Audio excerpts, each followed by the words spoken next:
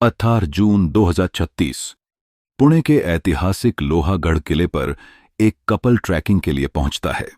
कुछ देर बाद 400 फीट गहरी खाई में एक युवक की लाश मिलती है। पहली नजर में मामला एक दर्दनाक हादसा लगता है, लेकिन सीसीटीवी की एक छोटी सी डिटेल, एक रहस्यमयी हुडी पहनने वाला युवक और पुलिस की जांच, इस पूरे केस को भारत के सबसे चौंकाने वाले मर्डर केसों में बदल देती है।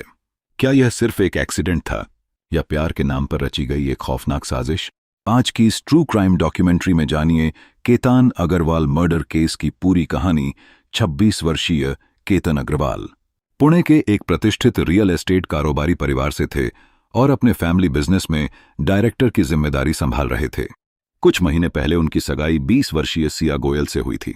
दोनों की शादी नवंबर 2036 में जयपुर के एक भव्य समारोह में होने वाली थी।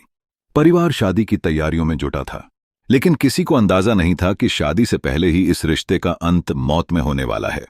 पुलिस जांच के अनुसार सिया गोयल का चेतन चौधरी नाम के युवक से पहले से प्रेम संबंध था, लेकिन परिवार की इच्छा से उसकी सगाई केतन से कर दी गई।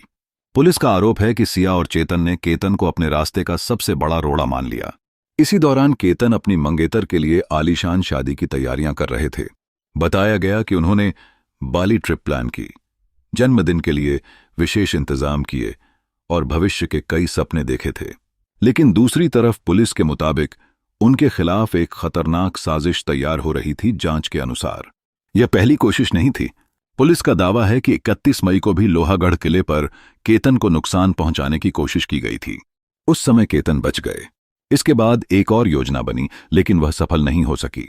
14 जून को भी कथित तौर पर मौका तलाशा गया, लेकिन वहां ज्यादा भीड़ होने के कारण योजना टाल दी गई। फिर आया 18 जून। सिया ने अपने जन्मदिन और फोटोशूट का बहाना बनाकर केतन को लोहागढ़ किले पर बुलाया। उसी दिन चेतन चौधरी भी अलग से वहां पहुंचा। पुलिस के अनुसार सही मौका देखकर दोनों ने मिलकर केतन को गहरी खाई में धक्का दे दिया। करीब 400 फीट नीचे गिरने से उनकी मौत हो गई। इसके बाद सिया ने पुलिस को बताया कि तेज हवा के कारण फोटो खिंचवाते समय केतन का पैर फिसल गया और यह एक हादसा था। शुरुआत में पुलिस ने इसे दुर्घटना माना, लेकिन केतन के परिवार को इस कहानी पर भरोसा नहीं हुआ। उन्होंने कई सवाल उठाए। जांच के दौरान पुलिस ने आसपास के सीसीटीवी फुटेज खंगाले। तभी एक ऐसा व्यक्ति कैमरे में दिखाई दिया जिसने जून की गर्मी में हुडी पहन रखी थी। यही छोटी सी बात पुलिस को संदिग्ध लगी।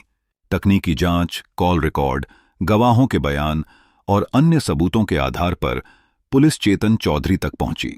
इसके बाद जांच का पूरा रुख बदल गया। पुलिस ने सिया और चेतन दोनों को गिरफ्तार किया और उनके खिलाफ हत्या और साजिश का मामला दर्ज किया। जांच के दौरान पुलिस ने कई संभावित वजहों की जांच की। कुछ मीडिया रिपोर्टों में केतन के हेयर पैच यानी विग को लेकर भी चर्चा हुई। हालांकि केतन के परिवार ने कहा कि यह बात पहले से दोनों परिवारों को पता थी और इसे हत्या की वजह नहीं माना जा सकता।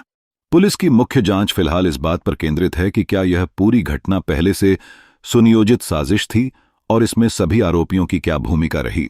मामले की जांच और न्यायिक प्रक्रिया अभी जारी है। इस मामले ने पूरे देश में सनसनी फैला दी। जो मौत पहले एक हादसा लग रही थी, वह अब कथित रूप से एक सोची समझी हत्या के रूप में जांच के दायरे में है। बाद में वरिष्ठ अधिवक्ता उज्ज्वल निकम भी पीड़ित परिवार की ओर से इस मामले से जुड़े। अब सभी की नजर अदालत की कार्यवाही और अंतिम फैसले पर टिकी हुई है।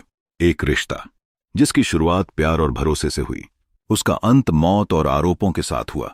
अगर पुलिस के आरोप अदालत में साबित होते हैं तो यह मामला भारत के सबसे चर्चित रिलेशनशिप क्राइम केसों में गिना जाएगा। लेकिन अंतिम सच और दोष तय करना अदालत का काम है। अगर आपको ऐसी ही सच्ची क्राइम डॉक्यूमेंट्रीज पसंद हैं तो वीडियो को लाइक करें, चैनल को सब्सक्राइब करें और कमेंट में बताइए, क्या आपको शुरुआत से ही यह हादसा लगा था या एक सोची समझी साजिश।